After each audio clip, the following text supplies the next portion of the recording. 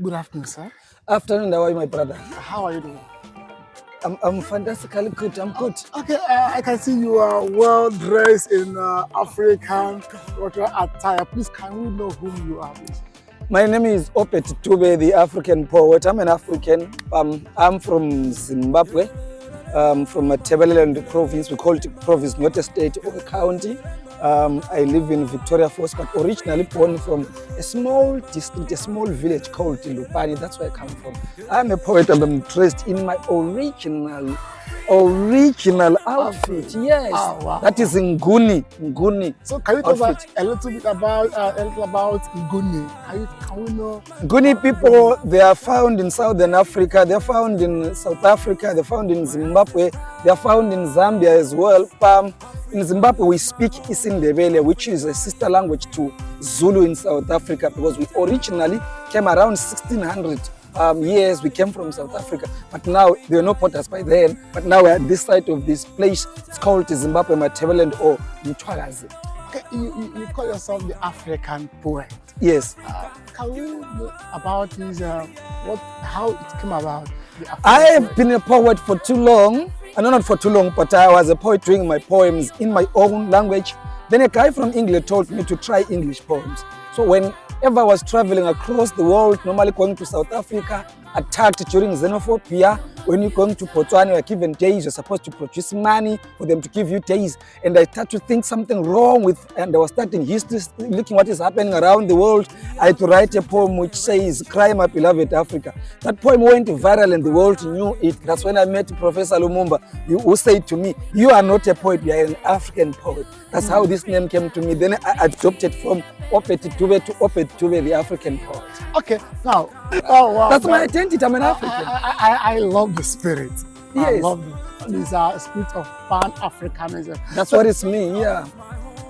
Does it pay? We want to do what we at least put food on our tables. Doing African poet, not European poet or secular poet, does it pay? When you start talking about Pan-Africanism, people can eat your life. They say we are insulting Europeans, but that's not the case. And sometimes we have got different purposes why we are here on this earth. I'm a football fan. Players, maybe they'll be 11 in the pitch. Someone is a winger, is a midfielder, is a box-to-box midfielder, is a defensive midfielder, is an attacker. But as a team, they win, and they need their fans as well. So it's not that everything I do must give me money.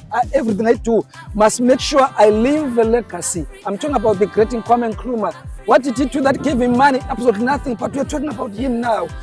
And he is late. So I am doing everything within my jurisdiction to leave a legacy for Africa. Maybe my own children, my own grandchildren will live a better Africa because of what I'm saying. Remember, I'm the voice of the voiceless.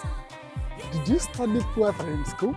They never ever started poetry. If I tell you what I started, to run away from me. Poetry is in me. I didn't study it. It is in my bloodstream. It's my talent. I never went to school. If you find a teacher who said he taught me poetry, I'll give you $1 million. I ask you to hang me. So what did you study in school? I ate something else. I went to college. I did human resource management. I never practiced it, but I'm practicing poetry. Wow. So I wasted a lot of my time going to school because I'm doing what I didn't learn at school, but it helped me anyway to communicate with people. Yes. Wow. Yes. This is a great one indeed. Back here in Africa, we don't value our own. We don't value our culture. We don't value our traditions. We don't value our norms. We just want to copy attire.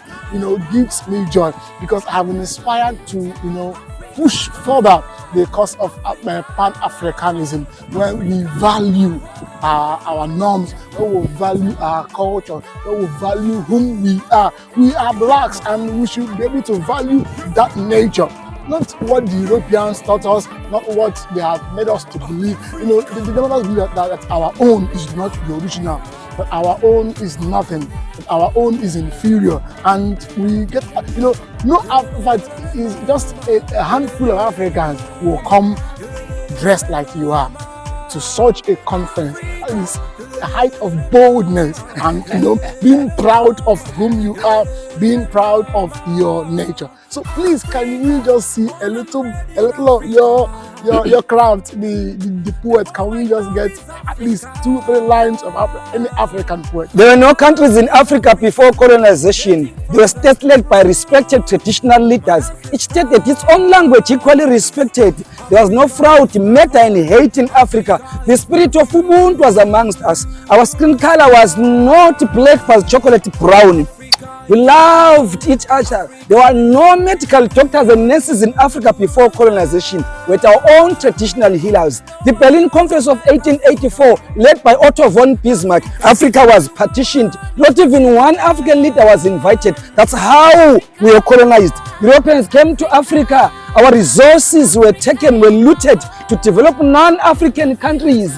We were spied, tortured, harassed, tormented, hanged and arrested.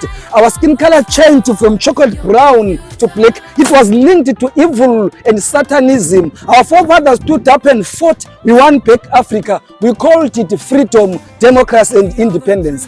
Where is African independence, if I may? It didn't come along. It came with the cancer, strokes, sugar, diabetes, HIV and now coronavirus. Where is African independence, if I may ask? Where is African independence, if I may ask? English, Portuguese, Spanish and French are our official languages at the expense of our own Bantu languages. Africans support non-African football clubs more than their own football clubs. An African needs a visa to visit an African country. An African needs a permit to visit an African country. An African needs a passport to visit an African country. An African must have money to be given days to stay in an African country. An African needs a study permit to start in an African country. An African needs a residential permit to reside in an African country. Where is African independence, if I may ask? Who owns land in Africa? Who owns mines in Africa? Who controls African economy? Africans are called poachers in Africa, while non-Africans are called professional hunters. Africans are called foreigners in Africa, while non-Africans are called tourists. African way of communication is called Satanism or witchcraft, while non-Africans' own way of communication is called technology. Where is African independence, if I ask? Why was Muammar Gaddafi killed? How far is the Libyan economy improved? Whose agenda does AU serve? Why are they behaving like a toothless bulldog? Cry, my beloved Africa, until Africa is home to all Africans. Cry, my beloved Africa, until every African owns land. Cry, my beloved Africa, until every African has access to free health. Cry, my beloved Africa, until every African has access to free education. Cry, my beloved Africa, until all puppet leaders are exposed and eliminated. Cry, my beloved Africa, until every African affords a decent meal. Cry, my beloved Africa, until there's the freedom of speech and the freedom after speech. Cry, my beloved Africa, maybe one day. I am Obert Dube, the African poet. Wow, that was awesome. That was. I just wish I have the power to turn around the town of Africa. Wish I had the Superman energy and power and be able to. Well, every one of us we have our own part to play. You're playing your part. I have my own part to play.